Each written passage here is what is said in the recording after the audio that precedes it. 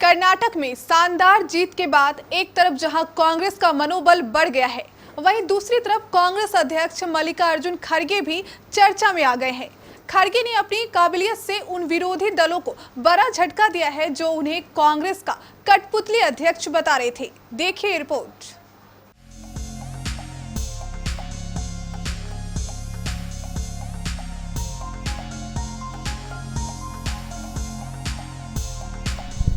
अपनी मदमस्त चाल में चलते कांग्रेस अध्यक्ष मल्लिकार्जुन खड़गे, उनके पीछे धीमे धीमे चलती सोनिया गांधी।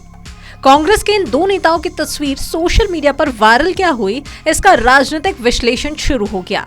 सोशल मीडिया के सभी प्लेटफॉर्म पर वायरल इस तस्वीर पर चर्चा होना जरूरी भी है, क्योंकि तस्वीर में आगे चल रहे शख्स की काबिलियत पर न केवल विरोधियों ने बल्कि कांग्रेस के अंदर से भी कुछ दिग्गज नेताओं ने शक किया था।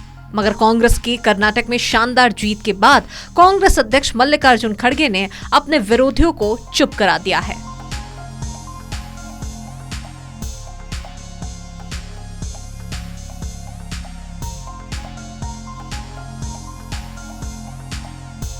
चौबीस साल के बाद जब गांधी परिवार से बाहर के दलित नेता मल्लिकार्जुन खड़गे कांग्रेस अध्यक्ष बने तो विरोधियों ने उन पर जमकर हमला बोला था।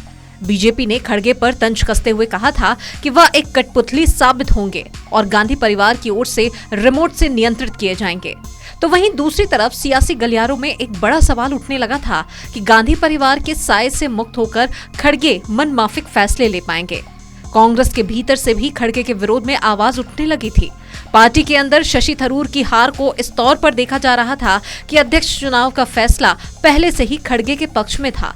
पार्टी के अंदर और बाहर के दबाव के बीच अध्यक्ष पद की जिम्मेदारी निभाना खड़गे के लिए किसी जंग से कम नहीं थी, लेकिन उन्होंने कर्नाटक जीत के बाद अपने मजबूत इरादों से विरोधियों को वाकिफ करा ही दिया।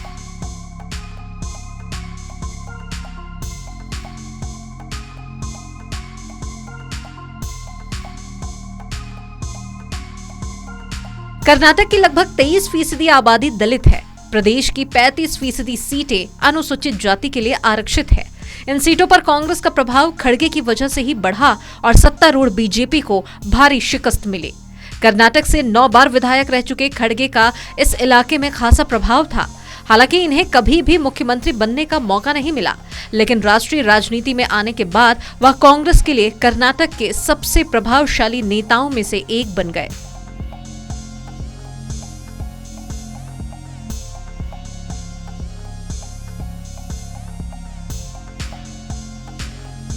बता दें आपको कि कर्नाटक जीत के बाद इधर खड़गे पर जिम्मेदारी का बोझ और ज्यादा बढ़ गया है। साल 2024 का लोकसभा चुनाव एक चुनौती बनकर सामने है। इस चुनौती से निपटने के लिए खड़गे को दक्षिण राज्यों के अलावा पूरे देश के लिए रणनीति बनानी होगी। हालांकि खड़गे 2024 को लेकर भी काफी आक्रामक दिखाई दे रहे हैं। केंद्र सरकार को घेरने का एक भी मौका खड़गे नहीं छोड़ना चाहते और न ही वे छोड़ते हैं। खड़गे पीएम मोदी पर लगातार हमलावर रहते हैं। अडानी के मसले पर खड़गे ने संसद के अंदर और बाहर जमकर विरोध किया था। उधर विपक्षी पार्टियां भी खड़गे को पहले से ज्यादा तवज्जो दे रही हैं।